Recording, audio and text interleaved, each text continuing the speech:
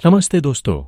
अगर आपको हमारी बनाई हुई समरीज अच्छे लगे तो वीडियो को लाइक, शेयर और कमेंट जरूर करें। क्या आपने ये नोट किया है कि हमारे कुछ दोस्त हमेशा व्यस्त रहते हैं। वो कुछ ज्यादा बड़ा नहीं कर रहे हैं लेकिन फिर भी बिजी हैं। जब पूछो तब व्यस्त। और मुझे इस बात का एहसास हुआ, जो लोग सबसे खाली हैं वही सबसे व्यस्त है। मुझे आशा है कि आप समझ रहे होंगे। फर्क सिर्फ इतना है कि वो वक्त तो लगा रहे हैं लेकिन शायद ऐसी चीज पर जो जिंदगी में बहुत जरूरी नहीं है। हाँ, वो चीज उनकी ग्रोथ में कुछ मदद नहीं करेगी। आज हम इसी बात का समाधान निकालने के लिए एक ऐसी किताब के बारे में बात करने वाले हैं जो आपको ये समझने में मदद करेगी आखिर समय का सही इस्तेमाल कैसे किया जाए, समय प्रबंधन मैनेजमेंट कैसे करें, महत्वपूर्ण चीजों को कैसी प्राथमिकताएं प्रायोरिटीज दी जाए ताकि हम जीवन में असीमित विकास के साथ आगे बढ़ सकें। परिचय। आज हम make time how to focus on what matters every day book के बारे में बात करने जा रहे हैं, जिसे जेक नैप और जॉन ज़िरात्स्की ने लिखा है। इस किताब में ऑथर्स ने हमें हमारे समय को बेहतर ढंग से कंट्रोल करने का तरीका बताया है। हमारे पास उन सभी कामों को पूरा करने के लिए 24 घंटे बहुत होते हैं जिसे हमें पूरा करने की जरूरत है। ऑथर जेक कैनैप और जॉन ज़िरात्स्की की बताई गई स्ट्रैटेजी के साथ आप हर दिन ज्यादा इंस्पायर्ड महसूस करेंगे। किताब से आपको पता चलेगा कि कैसे आप टाइम बर्बाद करने वाली चीजों से दूर रहकर पूरे फोकस और एनर्जी के साथ अपना काम पूरा कर सकते हैं। मेक टाइम किताब आपको अपने रोज के कामों में छोटे बदलावों के साथ आपकी जिंदगी में एक्चुअल में जो मायने रखता है उसको करने के लिए समय निकालने में मदद करेगी। अगर आप अपने समय पर कंट्रोल रखना चाहते हैं, डिस्ट्रैक्शन से छुटकारा पाना चाहते हैं, अपने काम पर ज्यादा ध्यान लगाना चाहते हैं और अपनी जिंदगी की क्वालिटी में सुधार करना चाहते हैं, तो मेक टाइम किताब आपका गाइडेंस कर सकती है। इस किताब में कुछ इंपॉर्टेंट थॉट्स बताए गए हैं जिनसे आप अपने टाइम को कंट्रोल करके उसका इस्तेमाल सही जगह कर सकेंगे। स्टेप 1, पहला एलिमेंट, हाईलाइट टाइम मैनेजमेंट के लिए सबसे पहले आपको सोचना और समझना चाहिए कि आपको ज्यादा टाइम क्यों चाहिए। हर दिन आपको एक एक्टिविटी चुननी चाहिए और उसे प्रायोरिटी देनी चाहिए। बेस्ट ऑडियो बुक का ये कुछ ऐसा हो सकता है जो आपको करने की जरूरत नहीं है, लेकिन आप इसे पूरा होते हुए देखना जरूर चाहेंगे। आप अपने दिन में कौन सी एक्टिविटी, पल या अवेलेबिलिटी चाहते हैं, उनको पहचानना ही हाईलाइट है। हाईलाइट को 3 तरह से पहचाना जा सकता है। सबसे जरूरी, आज आपको सबसे जरूरी काम क्या करना चाहिए। सेटिस्फैक्शन, दिन के खत्म होने पर कौन सा ऑप्शन आपको ज्यादा सेटिस्फाइड करेगा। जॉय, जब आप आज के बारे में सोचते हैं तो आपको उससे क्या खुशी मिलेगी। नॉर्मली दिन के हाईलाइट को करने में 1 घंटे से लेकर 1.5 घंटे तक का समय लगना चाहिए। अब आपको अपनी हाईलाइट्स को चुनना शुरू करना होगा। इसके लिए कुछ तरीके बताए हैं जो आपकी हाईलाइट को पहचानने और चुनने में मदद करेगी। उस एक्टिविटी को लिखना शुरू करें जो आप करना चाहते हैं। हर दिन एक अलग हाईलाइट का यूज करना जरूरी नहीं है, आप इसे रिपीट भी सकते हैं।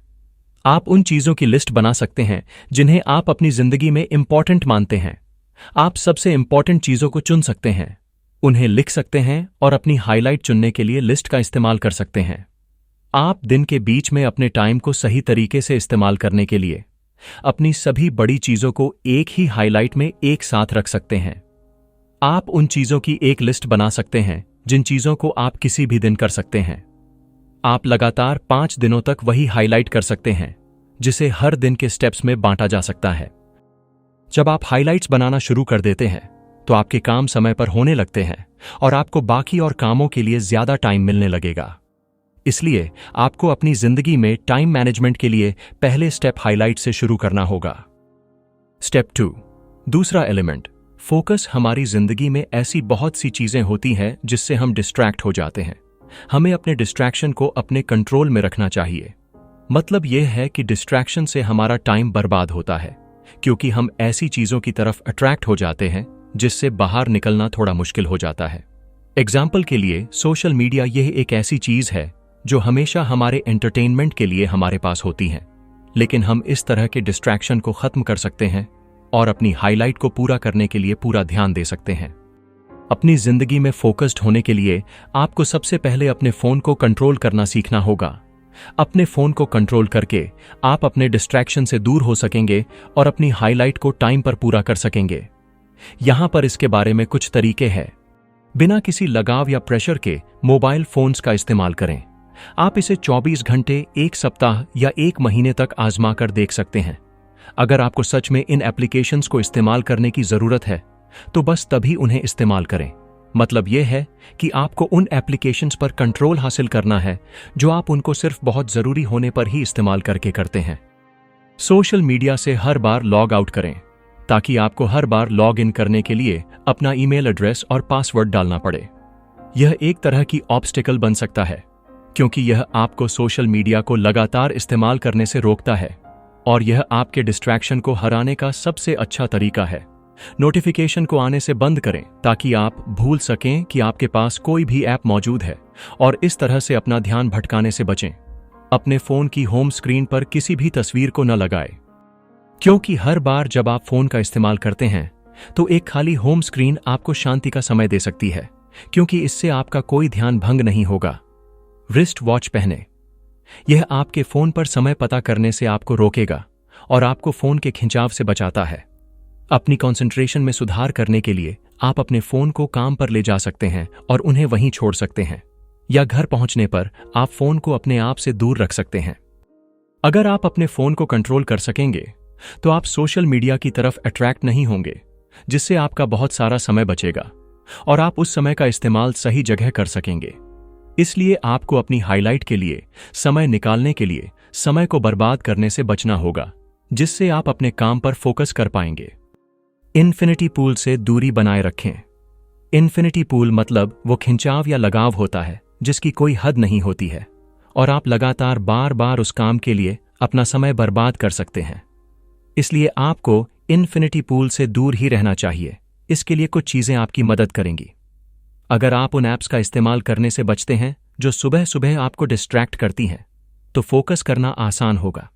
आपको हर दिन न्यूज़ पढ़ने की जरूरत नहीं है। अगर यह बहुत जरूरी है तो यह आपके पास खुद आएगी। जब आप फोकस कर रहे हो तो अगर हो सके तो इंटरनेट बंद कर दें, जिससे फालतू चीजें दूर रहेंगी। हम से बहुत से लोग अपने ईमेल में अपना काफी समय बर्बाद कर देते हैं, इसलिए ईमेल को देखने के लिए कुछ जरूरी तरीके अपनाने चाहिए। दिन के खत्म होने पर अपने ईमेल का इस्तेमाल करें और अपना इनबॉक्स देखने के लिए एक समय डिसाइड करें। हफ्ते में एक बार अपना इनबॉक्स खाली करें। ईमेल का जवाब देने में जल्दबाजी न करें। यह जान ले कि अगर यह बहुत जरूरी है तो इंसान आपसे दूसरे तरीके से कांटेक्ट कर सकता है। टीवी को ओकेजनल प्लेजर बनाएं। टीवी देखने से हमारा बहुत सा समय खराब होता है क्योंकि कोई भी शो आधे से 1 घंटे का समय लेता है और हम उसे आधे में छोड़कर नहीं जाते हैं, जिससे वक्त की बर्बादी होती है। Make time book. इसलिए टीवी को सिर्फ कभी कभी देखने से आपको उसकी लत नहीं लगेगी और आप अपना बहुत सारा समय बचा सकेंगे। इसके लिए आपको कुछ बातों का ध्यान देना होगा। टीवी पर न्यूज़ को देखने की आदत न डालें। टीवी को कम से कम इस्तेमाल करें। आपको केबल टीवी, HBO, नेटफ्लिक्स को देखने से खुद को रोकना होगा या ऐसी चीजों का इस्तेमाल ही बंद कर देना होगा, क्योंकि इन स्ट्रीमिंग सेवाओं में हमेशा कुछ न कुछ होता रहता है जो आपको डिस्ट्रैक्ट कर सकता है। आपको अपनी जिंदगी में फोकस्ड रहने के लिए एक फ्लो बनाना जरूरी होगा। यह आपको डिस्ट्रैक्ट होने से बचने में आपकी मदद करेगा। इसके लिए कुछ बातें हैं जो आपको ध्यान देनी होंगी। लोगों को आपको डिस्टर्ब करने से रोकने के लिए हेडफोन्स और बंद दरवाजों का इस्तेमाल करें। पूरा ध्यान देते रहने के लिए एक टाइम लिमिट सेट करें। टाइमर का इस्तेमाल करें। यह तरीका आपको यह देखने की परमिशन देता है कि समय बीत रहा है और आपको उस पर ध्यान देने की जरूरत है जो आप कर रहे हैं। कंप्यूटर की बजाय कागज पर लिखने को ज्यादा ध्यान दें, क्योंकि कंप्यूटर में कई और काम भी होते हैं, इसलिए यह आपका ध्यान डिस्ट्रैक्ट कर देता है। फोकस्ड रहें। अगर आप एक बार फोकस्ड हो गए तो इसका मतलब यह नहीं कि अब आपको कुछ करने की जरूरत नहीं है। किसी भी काम को पूरा करते रहने के लिए आपको हमेशा फोकस्ड रहने की जरूरत होगी, जिसके लिए आपको कुछ तरीकों से काम करना होगा जो आपको फोकस्ड बनाए रखेंगे। अपनी सांस को देखते हुए आप जो कर रहे थे उस पर ध्यान देते रहे, जिससे आप अपना फोकस वापस पा सकते हैं। आप जो कर रहे हैं उसके लिए खुद को कमिट करें। जब आप वो काम कर रहे हो जो आप करना पसंद करते हैं तो यह बहुत आसान होता है। रिसर्च से पता चला है कि जब लोग किसी काम से बोर हो जाते हैं तो प्रॉब्लम्स को और ज्यादा क्रिएटिव तरीके से सॉल्व करते हैं। इसीलिए बोर होते रहे। स्टेप 3, तीसरा एलिमेंट, ऊर्जा। हमारे दिमाग को एनर्जी की जरूरत होती है। और वह एनर्जी आपके शरीर की देखभाल करने से आती है। एक्सरसाइज, खाना, नींद, शांति और फेस टू फेस समय से अपनी बैटरीज चार्ज करें। अगर आपका एनर्जी लेवल ज्यादा होगा तो आप किसी काम को ज्यादा अच्छे से और पूरे मोटिवेशन के साथ कर सकेंगे। इसलिए आपको अपने एनर्जी को कस्टमाइज्ड करने के तरीकों को जरूर अपनाना चाहिए। हमेशा मोशन में रहें। एक्सरसाइज करने से आपका शरीर एक्टिव रहता है और उसमें थकान कम होती है। आप फिट रहते हैं, जिससे आप हर काम को पूरी एनर्जी के साथ जल्दी से पूरा कर सकते हैं। तो इसलिए अपने शरीर को सही ढंग से काम करते रहने देने के लिए आपको रोज एक्सरसाइज करनी चाहिए। हमेशा शरीर को चलाते रहे और एनर्जी को हासिल करते रहे। हर रोज एक्सरसाइज करें।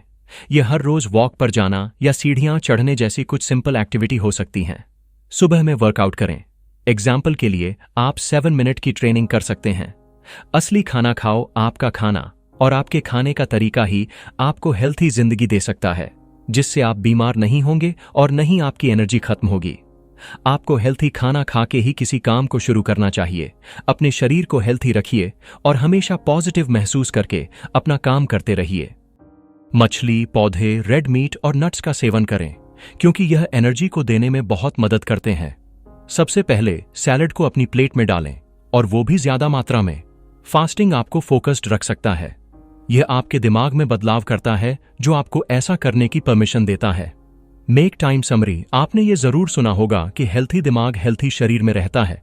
तो इसका मतलब यह हुआ कि जब आपका शरीर हेल्थी होगा तब आपका दिमाग भी अच्छे से काम करेगा।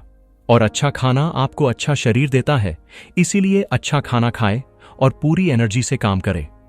कैफीन को ऑप्टिमाइज करें। अपने एनर्जी लेवल को बनाए रखने के लिए कॉफी का इस्तेमाल कुछ सावधानियों के साथ ही करें और बस एनर्जी को हासिल करें। दिन के पहले कप कॉफी को सुबह 9-10 बजे तक ही पिए। ऐसा इसलिए है क्योंकि उस समय से पहले कॉर्टिजोल का लेवल बहुत ज्यादा होता है, तब कैफीन का कोई इंपैक्ट नहीं पड़ता है। जब आप थक जाएं तो 1 कप कॉफी पिएं और 15 मिनट की झपकी लें।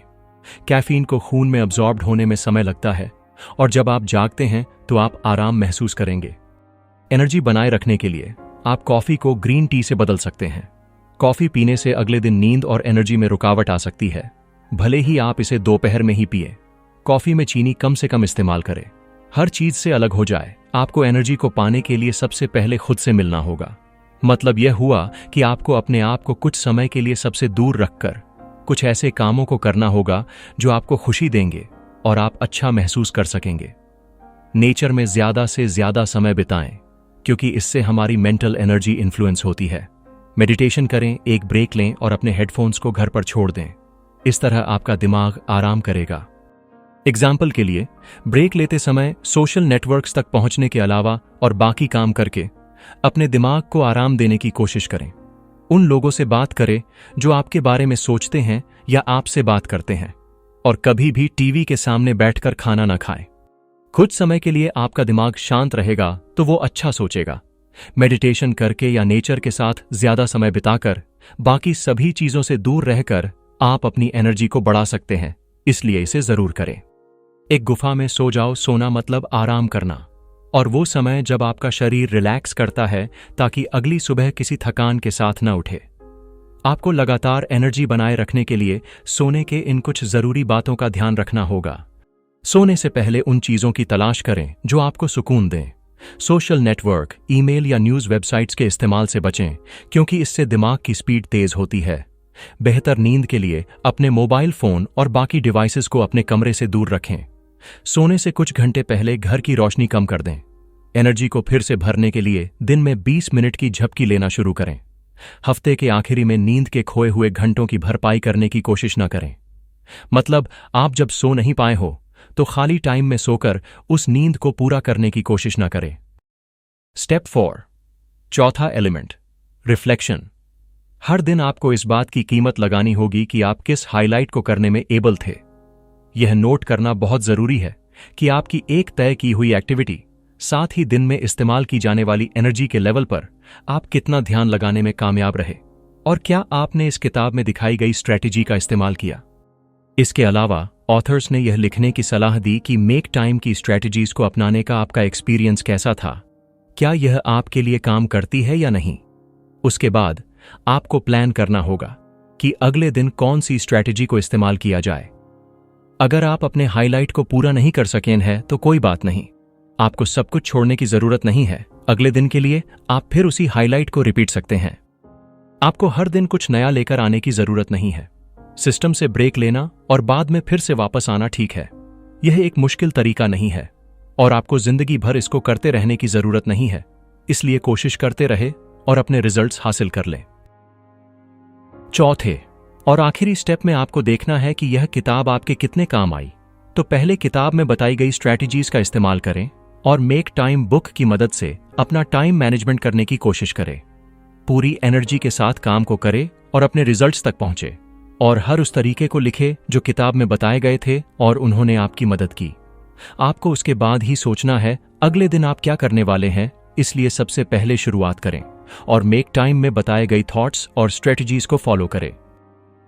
निष्कर्ष, मेक टाइम किताब आपको आपके हर रोज के टाइम मैनेजमेंट के बारे में बताती है। किताब से आपको पता चल गया होगा कि कैसे आप हाइलाइट बनाकर अपने सभी कामों को खत्म कर सकते हैं और खुश हो सकते हैं। आपको अपनी हाइलाइट पर ध्यान देकर सभी डिस्ट्रैक्शन से दूर रहकर पूरी एनर्जी से काम करना होगा। जो आपको किताब के बारे में जानकार पता चल गया होगा कि कैसे आप अपना टाइम सही तरीके से मैनेज कर सकते हैं और वो हर चीज हासिल कर सकते हैं जो आप अपनी जिंदगी में चाहते हैं। जो लोग अपनी जिंदगी में सारे काम समय से खत्म करना चाहते हैं, उन्हें यह किताब मेक टाइम बहुत मदद करेगी और आपको फोकस्ड होकर काम करना सिखाएगी। मुझे उम्मीद है कि आपने इस किताब से अपना हर वक्त मैनेज करने के बारे में जाना होगा और ऑथर्स की बताई गई स्ट्रैटेजीज को अपनी जिंदगी में अप्लाई करके आप अपना काम समय पे और पूरे फोकस होकर कर सकेंगे। मेक टाइम किताब की समीक्षा जेक नैप और जॉन जिरात्स्की द्वारा लिखित make time how to focus on what matters. Every आपको अपने समय को फिर से प्राप्त करने और अधिक सूझबूझकर जीवन जीने के लिए एक व्यावहारिक और भरोसेमंद गाइड है। लेखक डिस्ट्रैक्शंस को दूर करने और जो वास्तव में मायने रखते हैं उन पर ध्यान केंद्रित करने के लिए व्यावहारिक रणनीतियां प्रदान करते हैं, जैसे प्राथमिकताओं को उजागर करना, वातावरण तैयार करना और डेली रिचुअल्स स्थापित करना। आकर्षक लेखन शैली और व्यक्तिगत भलाई पर ध्यान देने के साथ यह किताब अधिक संतुष्टिदायक और उद्देश्य संचालित डेली रिचुअल्स बनाने की चाहत रखने वाले किसी भी व्यक्ति के लिए वैल्यूएबल इंसाइट्स और व्यावहारिक सलाह प्रदान करती है। यह समरी बेस्ट ऑडियो बुक्स की तरफ से प्रस्तुत की गई है। अगर आपको यह वीडियो अच्छा लगा हो तो वीडियो को लाइक, शेयर और कमेंट जरूर करना। धन्यवाद।